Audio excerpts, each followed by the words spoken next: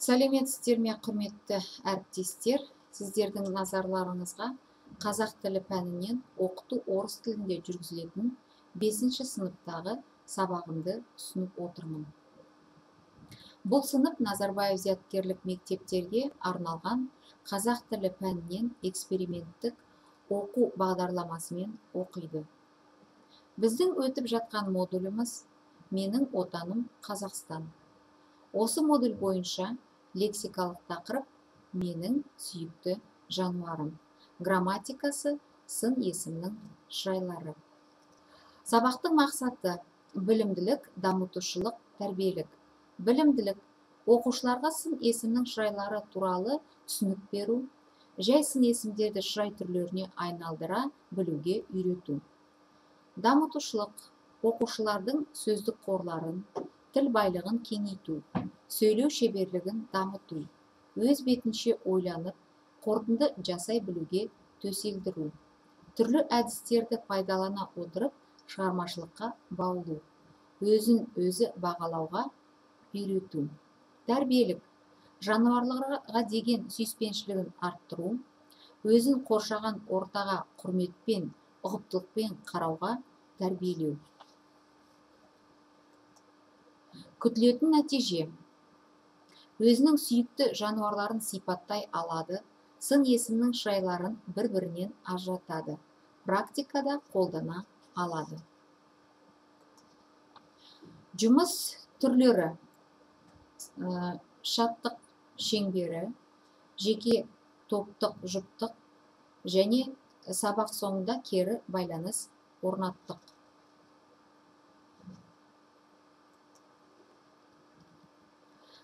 Сабақты шаттық шеңбермен бастадық. Бұл жұмыстың бейне жазбасын көруге ұсынамын. Маған қарайсыз, бүгінгі біздің сабағымыздың тақырыбы «Менің сүйікті жануарым» лексикалық тақырып және грамматикалық тақырып сын есімнің жайлары. Сабақты бастамас бұрын барлықтарыңыз шеңберге келуді сұраймын. Келеңіз шеңберге.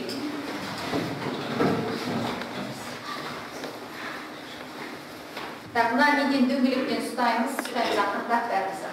Қатты тартқан бар ме? Ақырындап ұстаймыз. Бәріміз ұстадық. Дөңгелектен ұстаймыз. Бәріміз оң қолымызды жүрегімізге қоямыз. Оң қолымызды жүрегімізге қоямыз. Қойдық па жүрегімізге? Жақсы. Енді көрдіңіздер ғой, біз мына шеңберде тұрмыз. Оң қолымызды жүрегімізге қойып тұрмыз. Осы жүрегімізден шыққан жылы сөздерді қазір сіздер бір-бірден алып айтасыздар. Ал енді алуларыңызға болады. Мына жерде мысалы мен айтып көрейін. Сезімтал. Менің жүрегімнен шыққан сөз сезімтал. Нәзік. Нәзік. Қамқоршыл. Қуанышты. Адал. Жылы. Батыл. Қайырымды. Жұмсақ.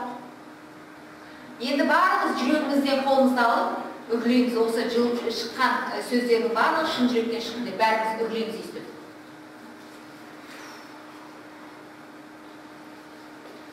Жақсы. Жүрек жылу атты шаттық шеңберін жасадық. Оқушылар бір-біріне әртүрлі жылы жүректерінен шыққан жақсы тілектерін айтты. Бұл жұмыстың тиімділігі оқушылар шеңберде тұрып, бір-біріне жақсы сөздер айтып үйренеді. Сонымен қатар сын есімдерді қайталады. Сынып оқушылары топтық жұмыс істеуден бастады. Бұл жұмыстың бейне жазбасын көруге ұсынамын. Түрлі түсті қағаздарда атымыз жазылған, соған қарап аламыз, соған қарай отырамыз. Қызыл түстілер мына жерге отырсын. Қызыл сары түстілер мына жаққа отырады. Сары түстілер бабочка, көбелектер.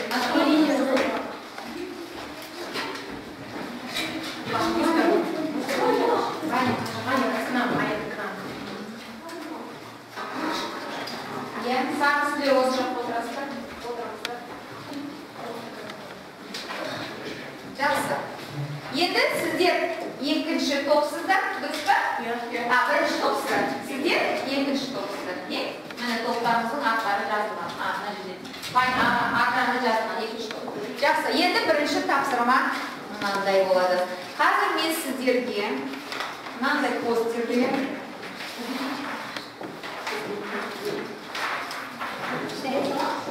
Жоқ, сурет салмаймыз. Қазір біз сын есім шырайлары туралы тақырып.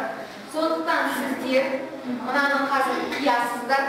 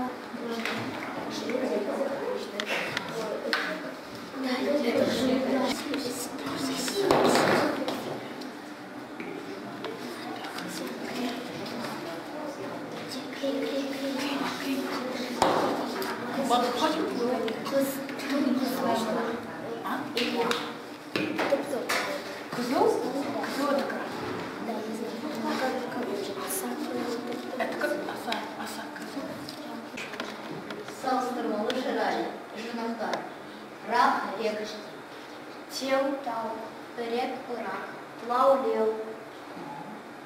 Мысалы, қысқарақ, теңдіктеу, үлкенірек, қаралау, жылырақ. Күшейтпелі шырай тым. Очия кішкентай. Тіпті, аса, Ем. Бұл сөздер арқылы жасалады. Тым сүйкімді. Очия кішкентай. тіпті қызыл, аса жұмсақ. Ем ақылды. Сынып оқушылары топтарға түрлі түсті стикерлер арқылы бөлінді. Топтар сын есімнің шырайлары туралы постер жасап, бір-біріне түсіндіреді. Оқушыларға сын есімнің шырайлары туралы ақпарат берілді. Топта постер дайындап, өздері бір-біріне түсіндіруге тырысты. Жеке жұмыс бейнежазбаны көруге ұсынамын. Так, балалар, келесі тапсырма сіздер қазір шоми әдісі арқылы жасаймыз. Мен сіздерге сын есімдерді айтамын, сіздер жұрнақтарды қосып, жұрнақтарды сөздерді қосып маған көрсетесіздер. Сары. Тез қосы жазамыз. Ойлабай тез жазамыз. Сары. Көрсетеміз, кім жазып болды көрсетер. Сары, тез жасаймыз. Так, маған көрсетеміз. Так, жақсы. Сарылау. Маша қателестің, сары ырақ бол керек еді. Паня қателестің. Сүртеміз. Келесі.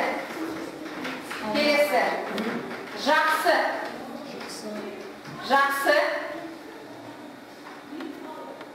Қосамыз.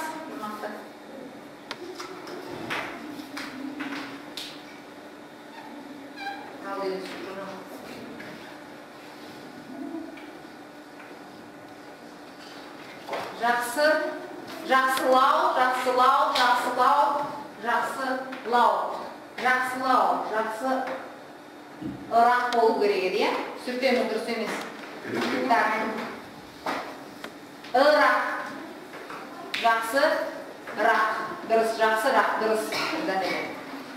Жаман. Жаман.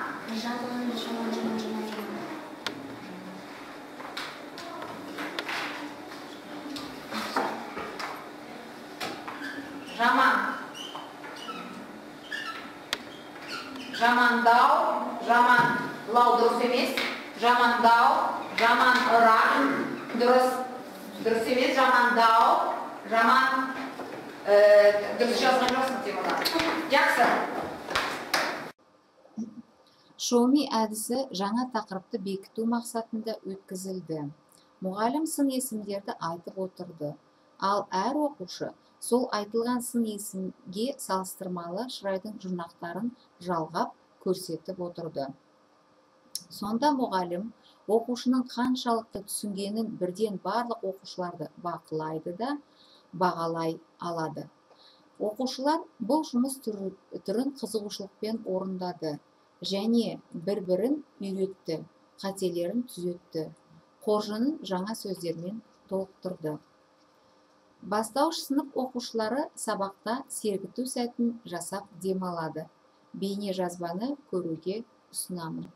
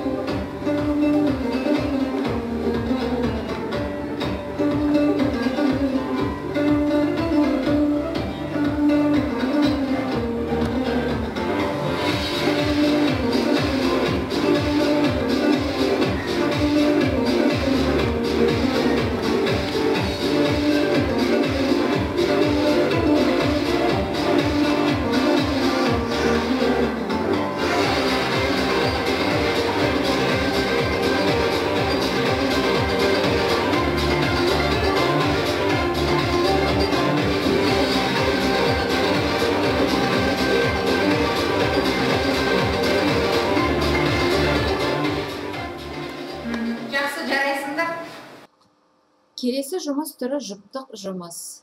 Бейне жазбадан көруге болады. Ал балалар, келесі тапсырма. Суреттерді салыстырып көр. Мысалы, қасқыр түлкіге қарағанда үлкен деу деп сіздер салыстырмалы түрде суреттерді көрсетулеріңіз керек, айтуларыңыз керек. Аю тышқанға қарағанда үлкен деу. Жақсы, Ришат. Қоян үлге қарағанда шапшаңдау. Жақсы. Келесі, Темірлан. Бақа үлге қарағанда жасындау. Жақсы. Так, Данелия. Жылқы қоянға қарағанда үлкен деу. Жақсы. Бақытжан. Тышқан динозаврға қарағанда кішірек. Жақсы. Алина. Аю атқа қарағанда өте қауіпті. Так, жақсы. Бақытжан. Бақа үлге қарағанда кішірек. Жақсы. Маршан. Бақа қоянға қарағанда кішірек. Оқушылар жұпта мәтінді түсініп оқыды. Жұптар бір-біріне мәтін бойынша екі-екіден сұрақ қойды. Сын есімдерді тауып салыстырмалы күшейтпелі шырайлар түрінде қолдана алды. Оқушылар бір-бірімен жұпта жұмыс істеуді үйренеді. Яғни, бұл жерде оқушылар бір-бірлерін мәтінді түсінуге көмектеседі. Сұрақтарды дұрыс құрастыруға үйренеді. Сонымен қатар бір-біріне сұрақтар қоя отырып, диалогтық қарым-қатынасқа түсе алады. Бірлесе отырып, мәтіндегі сын есімдерді тауып, оларды сын есімнің салыстырмалы күшейтпелі шырай түрлеріне қоя алады. Мәтіннен жұпта жұмыс істегеннен кейін оқушылар мәтінді толық түсінді, сұрақтар қойды, сын есімдерді тапты. Енді оқушылар жеке жұмыс істеуге кіріседі. Осы мәтінге сүйене отырып, өздерінің үй жануарларын, мысалы, мысық, ит, аламан, тасбақа, қоян, тоты құс, тағы да басқа жануарлары туралы әңгіме жазды. Оқушылар өздері мәтін құрастырған кезде есте сақтау қабілеттері артады. Сөздік қорлары байиды. Сонымен қатар сөйлемдерді дұрыс құрастыра білуге үйренеді. Келесі тапсырма оқушылардың қызығушылығы мен танымдық қабілеттерін арттыру мен сабақта алған білімдерін әрі тереңдету, әрі тексеру ретінде суреттерді салыстырып көр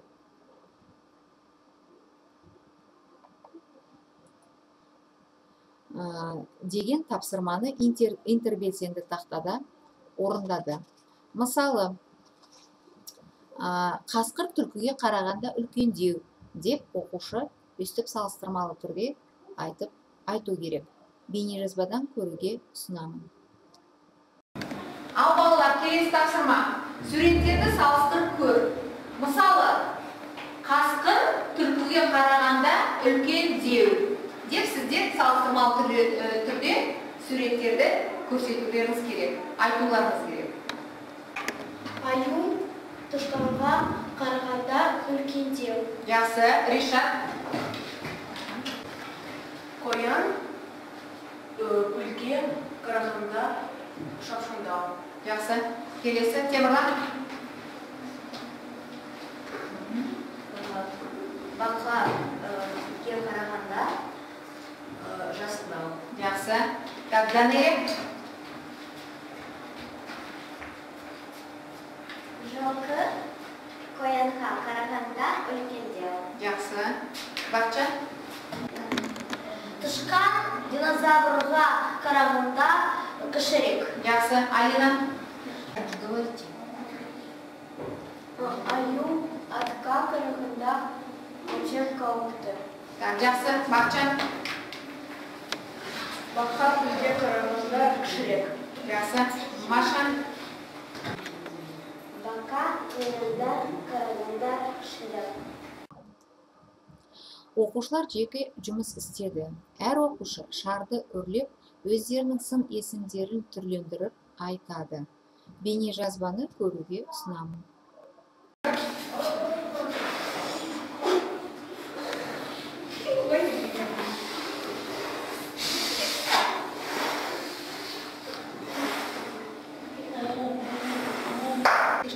Орташалау, Үлкендеу. жасындау. Кішкентайлау. Алина. Орташалау, үлкендеу. Ұзындау.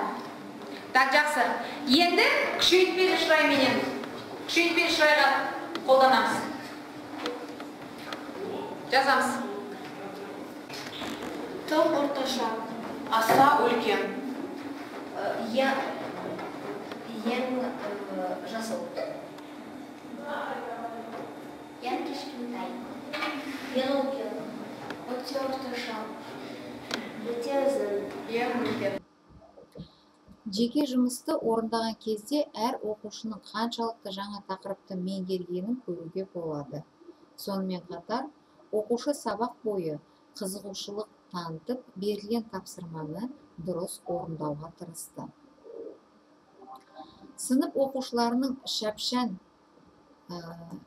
ойлау, есте сақтау, ақпаратты түсіне білу, танымдық қабілеттерін арттыру мақсатында тауып көр ең викторина ойыны өте тиімді болды.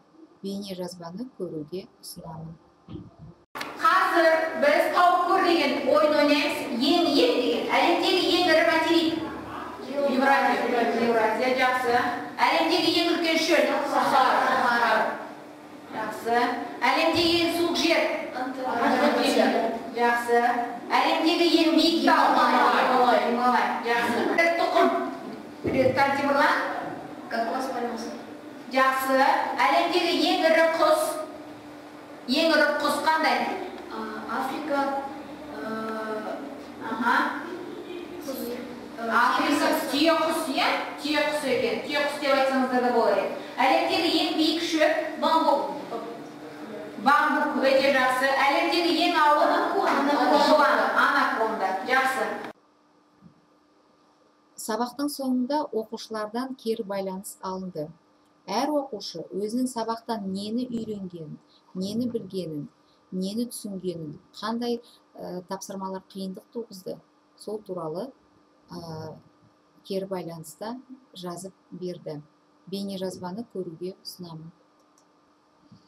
Сабақты қорыта келгенде қойылған мақсаттарға және күтілген нәтижеге жеттім деп ойлаймын. Себебі өздеріңіз көріп отырғандай, оқушылар сабақтың тақырыбын түсініп, берілген тапсырмалардың барлығын дұрыс орындауға тырысты. Әрине, жіберген қателері болды. Бірақ қателер дер кезінде түзетіліп отырды. Тапсырмаларды орындағанда мен көбінесе белсенді оқыту түрлерін қолдануға тырыстым. Сабақта бастауыш сынып оқушыларының қызығушылығын оятып, сабақ бойы сол дәрежеде ұстауға тырыстым. Себебі сабақ бойы оқушы жалықпау үшін және білімін жетілдіру ретінде осындай қызықты тапсырмалар орындаса, баланың есінде жақсы сақталады. Жаңа тақырыпты оқушылар берілген ақпарат бойынша постер жасап, бір-біріне түсіндіруге тырысты. Ал бір-біріне түсіндірмес бұрын топ оқушылары